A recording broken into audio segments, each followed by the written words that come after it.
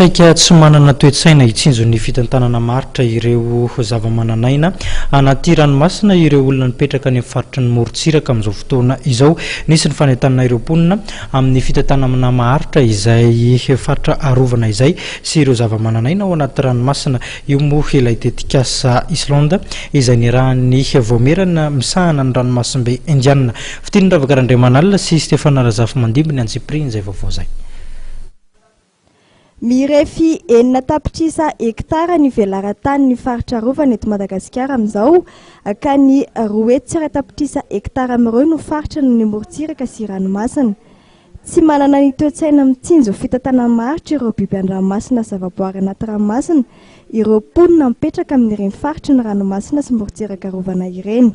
Eny amin'ny ranomasina ny tao anatin'ny politika pirenena momba fampandrosoana maharitra eny amin'ny morontsiraka dia voatolonao ny fisian'ny lotona ny pollution, eo koa ny fakana ny arena anaty ranomasina amin'ny fomba tsy manara-penitra, ary ny fahatelo dia ny fanimbana ny tena toerana izay tokony ahafahan'ny zaran-drono na ny zava-mananaina any amin'ny morontsiraka ivelatra na hitombo, izany hoe reny moa izany dia hoe any amin'ny faritra misy ny vatoara na ny siftoralien.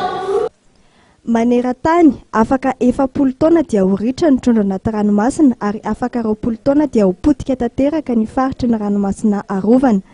Fanentanana ny mponina sy ny vondron'olona ifotony indraindraikitra amin'ny fitantanana maritra ny tontolo iainana no tanjon'ny tetikasa Islands izay rano Madagasikara manatanteraka amin'ny komisiona ranomasimbe Indiana.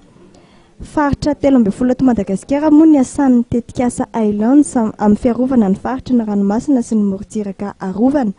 Nisy androany ny hetsika fanentanana ireo ankizy ny tanterahany tetikasa teto amin'ny trampokin'olona Analakely. Ny tetikasa ity zany dia natao hanentanana sy hanampiana ny firenena ahafonga ny fampandrosoana maharitra ka manosy antsika dia ny fampandrosoana maharitra eny amin'ny faritra amorontsiraka sy ny ranomasina no tena fitorana bebe kokoa. Dia zay zany ny tanjony dia hananantsika ny fampandrosoana mirindra ka mijery ny fitantanana maharitra ny ranomasina sy ny amorontsiraka. Natao eto Antananarivo izy ity satria tsy voafehy hoe ny olona mipetraka ny amoron-dranomasina ihany no isedra zany.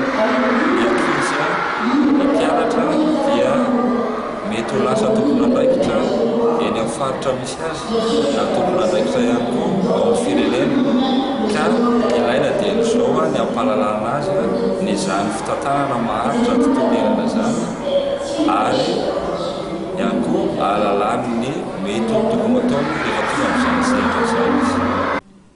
Ny tetikasa Islands izay vatsiany vondrona Europeanina vola ary tanterahan'ny komisiona misahana ny ranomasimbe Indiana dia tanterahany eo amin'ny Renosy ety amin'ny faritra ny ranomasimbe Indiana. Ankoatra ny fitombon'ny mponina, olana iraisan'ny Renosy ety amin'ny faritra manana morontsiraka ny fivavahan'ny toetrandro, ny fiakaran'ny ahavon'ny ranomasina ary ny fahasimbany ny arena voajanahary.